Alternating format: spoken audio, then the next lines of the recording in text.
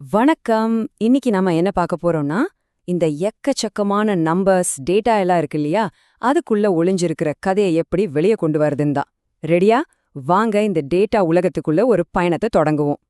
இப்போ நீங்க ஒரு நர்சிங் ரீசர்ச்சரா இருந்தா உங்களுக்கு முதல்ல வர்ற பெரிய தலைவலி என்ன தெரியுமா?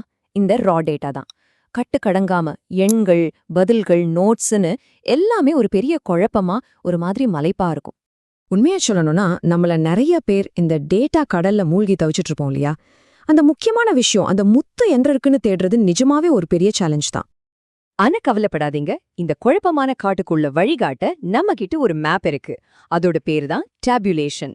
அது எப்படி இந்த டேட்டா காட்டுல இருந்து உங்களை ஒரு தெளிவான பாதைக்கு கூட்டிட்டு போகுதுன்னு நாம பார்க்கலாம் வாங்க. சரி, இந்த டேபுலேஷன் சொல்றோமே, அப்படின்னா என்ன? அது என்ன அப்படி ஒரு மேஜிக் பண்ணுது? ஒரு ரிசர்ச்சருக்கு அது எப்படி ஒரு பெஸ்ட் ஃப்ரெண்டா மாறுதுன்னு கொஞ்சம் ஆழமா பார்ப்போம்.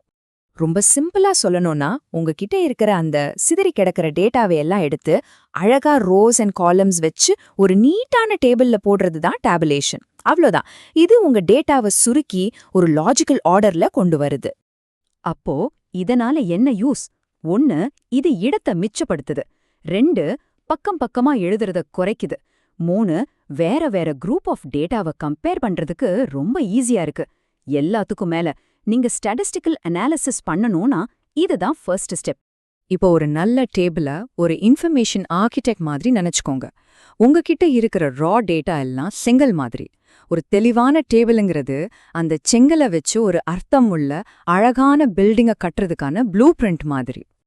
ஒரு பெர்ஃபெக்ட் டேபிளுக்கு சில முக்கியமான பாகங்கள் இருக்கு. முதல்ல டேபிள் நம்பர், அப்பதான் ஈஸியா ரெஃபர் பண்ண முடியும். அப்புறம் டைட்டில், அது தெளிவா சுருக்கமா பார்த்தோன்னே புரியுற மாதிரி இருக்கணும். அப்புறம் கேப்ஷன்ஸ், அதாவது காலம் ஹெட்டிங்ஸ். அப்புறம் ஸ்டப்ஸ், அதாவது ரோ ஹெட்டிங்ஸ். நடுவுல பாடி, இதுல தான் நம்மளோட உண்மையான நம்பர்ஸ் எல்லாம் இருக்கும். கடைசியா ஃபுட் நோட்ஸ் அண்ட் சோர்ஸ், ஏதாவது எக்ஸ்ட்ரா விளக்கம் கொடுக்கணும்னா இல்ல இது எங்க இருந்து எடுத்தோன்னு சொல்லணும்னா அதுக்கு இது யூஸ் ஆகும். ஒரு ஸ்ட்ராங்கான டேபிள் உருவாக்க 3 சிம்பிள் ரூல்ஸ் தான். 1, கிளாரிட்டி இஸ் கிங். தலைப்பு தெளிவா இருக்கணும், கஷ்டமான வார்த்தைங்க வேண்டாம், என்ன யூனிட்ல அளக்குறீங்கன்னு கரெக்டா சொல்லிருங்க. 2, logic is your guide. Data ஒரு லாஜிக்கல் ஆர்டர்ல அடுக்குங்க, அதாவது தேதி வாரியா இல்லனா ஏறு வரிசை இறங்க வரிசையில. 3, சிம்பிளிசிட்டி வின்ஸ். டேபிள சிம்பிளா வச்சுக்கோங்க. ஒரே பெரிய காம்ப்ளெக்ஸ் டேபிளுக்கு பதிலா 2-3 சின்ன டேபிள் போடுறது எவ்வளவோ பெட்டர். ஓகே, தியரி எல்லாம் நிறைய பார்த்துட்டோம். இப்போ இந்த ரூல்ஸ் எல்லாம் நர்சிங் ரிசர்ச்ல நிஜத்துல எப்படி வேலை செய்யுதுன்னு சில உதாரணங்களோட பார்த்தா இன்னும் நல்லா புரியும். வாங்க பார்க்கலாம். முதல்ல ஃப்ரீக்வன்சி டிஸ்ட்ரிபியூஷன் டேபிள்ஸ். இதோட பேர்லயே இருக்கு, ஃப்ரீக்வன்சி, அதாவது எத்தனை முறைன்னு.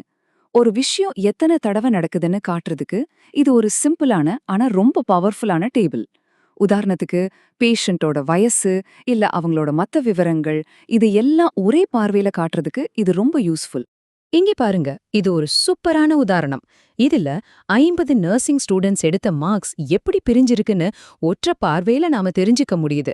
31 40 மார்க் எவ்ளோ பேரு, 91 100 மார்க் எவ்ளோ பேருன்னு டக்குன்னு புரியுது இல்லையா? அடுத்த டைப் கண்டின்ஜென்சி டேபிள்ஸ். இத கிராஸ் டேபுலேஷன்னு சொல்வாங்க. இது ஒரு டிடெக்டிவ் மாதிரி. 2 இல்ல அதுக்கு மேல இருக்கிற விஷயங்களுக்கு நடுவுல ஏதாவது சம்பந்தம் இருக்கான்னு கண்டுபிடிக்கும். உதாரணத்துக்கு, ஒரு பேஷண்டோட வயசுக்கும் அவங்களுக்கு கொடுத்த ட்ரீட்மெண்ட் ரிசல்ட்டுக்கும் ஏதாவது லிங்க் இருக்கான்னு இது மூலமா தெரிஞ்சுக்கலாம்.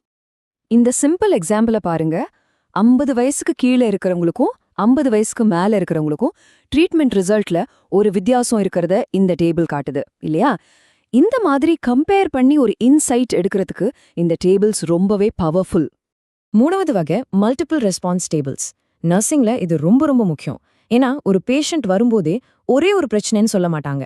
வலி, வாந்தி, சோர்வுன்னு பல அறிகுறிகளை ஒரே நேரத்துல சொல்லுவாங்க. அவங்க சொல்ற ஒவ்வொரு பதிலையும் ரெக்கார்ட் பண்ணி அனலைஸ் பண்றதுக்கு இந்த டேபிள்ஸ் ரொம்ப ஹெல்ப் பண்ணும். இது மூலமா நமக்கு ஒரு கம்ப்ளீட் பேஷண்ட் வியூ கிடைக்கும். சரி, இப்போ இவ்ளோ தூரம் இத பத்தி பேசிட்டோம்.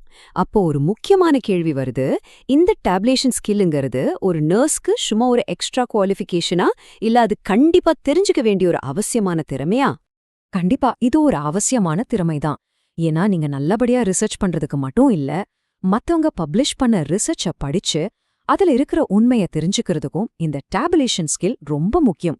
அப்போதான் நீங்க எடுக்கிற முடிவுகள் ரொம்ப துல்லியமா இருக்கும். இந்த கோட் பாருங்க, நாம இதுவரை பேசின எல்லாத்தோட மொத்த சாராம்சமும் இதுல இருக்கு.